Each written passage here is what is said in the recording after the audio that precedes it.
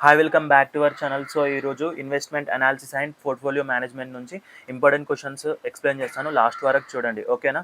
So question paper pattern వచ్చేసి మనకు తెలిసిందే కదా. ఫస్ట్ బిట్లో మనకు 5 క్వశ్చన్స్ ఇస్తాడు, 2 మార్క్స్ ఈచ్, 10 మార్క్స్ ఉంటాయి. నెక్స్ట్ పార్ట్ బిలో మనకు 5 క్వశ్చన్స్ ఇస్తాడు, ఏఆర్బి చాయిస్ ఉంటుంది. సో మనకు ఏదన్నా రాస్తే ఏది నచ్చితే అది రాయాలి, ఏది పర్ఫెక్ట్గా వస్తే అది రాసేయాలి, ఓకే? సో పార్ట్ సికి వచ్చేసి 10 మార్క్స్ ఉంటాయి, కేస్ స్టడీస్ ఉంటాయి. దీంట్లో ప్రాబ్లమేటిక్ అని ఇవ్వచ్చు, లైక్ థియరీ అని ఇవ్వచ్చు, ఓకే? సో మనం ఇంపార్టెంట్ క్వశ్చన్స్కు చూసుకుంటే యూనిట్ 1లో లాంగ్ ఆన్సర్స్ టైప్లో first one discuss factors influencing investment decisions of rational investor. Next explain the investment decision making process and sources of investment information. Next what is risk and explain types of risk. Explain the concept of efficient market hypothesis EMH, okay?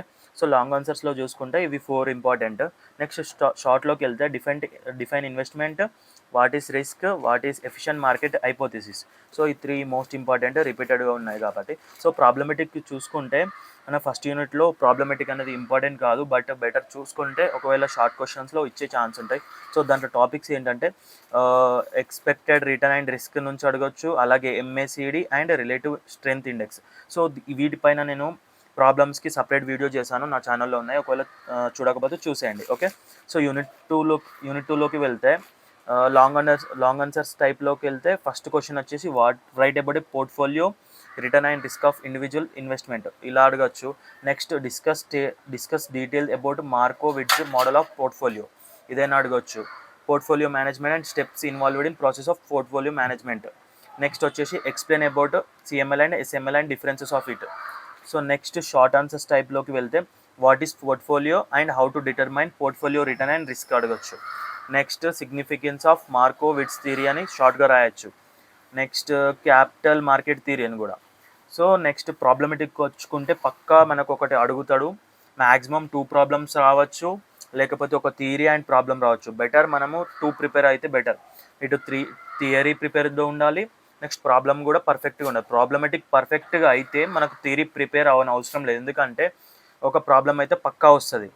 ఒకవేళ ఒక theory and ఒక problem అయితే పక్కా వస్తుంది. ఒకవేళ మన bad luck ఉంటే మనం theory prepare అయితే ప్రాబ్లమెటిక్ అటెంప్ట్ చేయలేం, కాబట్టి బెటర్ ఒక ప్రాబ్లమెటిక్ మాత్రం పర్ఫెక్ట్గా ఉండాలి, ఓకేనా? ది ప్రాబ్లమ్స్ దేనిపైన వస్తాయంటే calculation of portfolio risk and return పైన, అలాగే calculation of minimum risk portfolio and compute it's risk and return. So వీటిపైన నేను ఆల్రెడీ వీడియో చేస్తున్నాను, ఒకవేళ చూడకపోతే నా ఛానల్కి వెళ్ళి చూసేయండి, ఓకేనా? నేను అప్లోడ్ చేస్తూ ఉంటాను. రిస్క్ అండ్ రిటర్న్ పైన ఆల్రెడీ స్టార్ట్ చేశాను. నెక్స్ట్ మినిమం రిస్క్ పోర్ట్ఫోలియో గురించి కూడా వీడియో చేస్తాను, ఓకేనా? సో యూనిట్ 3కి వెళ్తే లాంగ్ ఆన్సర్స్ టైప్లో ఫస్ట్ వన్ వచ్చేసి explain the features and types of డెబ్ట్ instruments. Next explain active and passive bond portfolio management strategies. Next third one వచ్చేసి what is bond indenture, explain the factors affecting bond yield. So ఇవి వచ్చేసి long answers type questions. So better ఇవి 3 prepare అవ్వండి, ఎందుకంటే important questions, okay? Short answers టైప్లో bond duration, uses of bond convexity, AYTM. So ఇవి 3 కూడా prepare అవ్వండి, ఓకేనా? కమింగ్ టు ద ప్రాబ్లమ్స్ వచ్చేసి 4 టైప్స్ ఉన్నాయి మనకు దీంట్లో. Calculation of duration of bond related problems, determine Macaulay duration related problems, calculation of YTM bond related problems, అలాగే calculation of interesting value of bond. So దీంట్లో మాత్రం ఒక ష్యూర్గా థియరీ క్వశ్చన్స్, 1 ప్రాబ్లం క్వశ్చన్ వస్తుంది. సో బెటర్ ప్రాబ్లమెటిక్ కూడా అలాగే theory కూడా prepare అవ్వండి. ఒక్కోసారి 2 ప్రాబ్లమ్స్ అడగచ్చు, ఒక్కోసారి 2 థియరీ కూడా అడగచ్చు, ఓకేనా? సో బెటర్ ప్రిపేర్డ్గా ఉండండి. లాంగ్ ఆన్సర్స్ ప్రిపేర్ అవ్వండి, షార్ట్ ప్రిపేర్ అవ్వండి, అలాగే వీటిపైన నేను వీడియో చేస్తాను ప్రాబ్లమ్స్ పైన. ఒకవేళ చూడకపోతే చూసేయండి, నేను కమింగ్ ఎగ్జామ్స్ వచ్చేలోపు నేను వీటి ప్రాబ్లమ్స్ పైన పక్కా వీడియో చేస్తాను, ఓకేనా?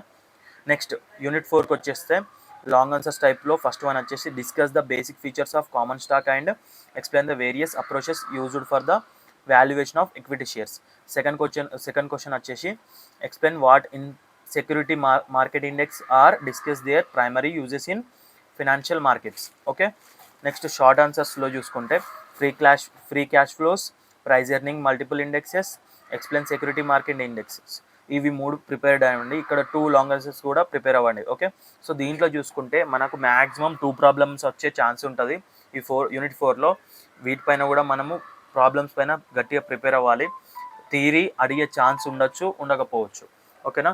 బెటర్ మనం థియరీ అండ్ ప్రాబ్లమ్స్ ప్రిపేర్డ్గా ఉంటే బెటర్. ఒకవేళ మీకు థియరీ పర్ఫెక్ట్గా వస్తే థియరీ రాయొచ్చు, ప్రాబ్లం పర్ఫెక్ట్గా వస్తే ప్రాబ్లం రాయొచ్చు. ఓకేనా.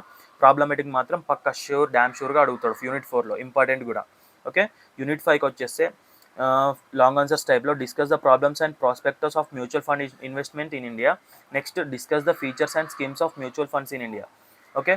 షార్ట్ ఆన్సర్స్ టైప్లో types of mutual funds, trainers index, benefits of mutual fund investment. Okay. దీంట్లో మనకు ష్యూర్గా థియరీ క్వశ్చన్ అడిగే ఛాన్సెస్ ఉంటాయి, వన్ ప్రాబ్లం క్వశ్చన్ అడిగే ఛాన్సెస్ ఉంటాయి. సో బోత్ ఇంపార్టెంట్ కాబట్టి బోత్ థియరీ అడగొచ్చు, బోత్ ప్రాబ్లమెటిక్ కూడా అడగొచ్చు. మన బ్యాడ్ లక్ ఉండి బోత్ ప్రాబ్లమెటిక్ అడిగితే ఒకవేళ ప్రిపేర్డ్గా ఉండకపోతే ఇబ్బంది అవుతుంది. కాబట్టి ప్రాబ్లమెటిక్ ప్రిపేర్ అవ్వండి, అలాగే థియరీ కూడా ప్రిపేర్ అవ్వండి. ఓకే. నెక్స్ట్ మనం కమింగ్ టు ప్రాబ్లమెటిక్ చూసుకుంటే calculate sharp ratio and trainer ratio పైన ప్రాబ్లమ్స్ అడిగే ఛాన్స్ ఉంది. ఓకే. మనము యూనిట్ వైజ్గా ప్రాబ్లమెటిక్ ప్రియారిటీ చూసుకుందాం. So important for problematic, less priority for first unit, most important must for second, less priority for third, most important and must for fourth, equal priority for both theory and problematic in the fifth. Okay. నేను ఇంతకుముందు వీడియోలో అన్ని questions చెప్పుకుంటూ explain చేశాను. ఇక్కడ చూడండి మొత్తం ఒకసారి ప్రియారిటీ వైజ్గా నేను యూనిట్ వైజ్గా ప్రయారిటీ ఇచ్చాను. ఓకేనా. So all the best students, see all in the next video. Thank you for watching.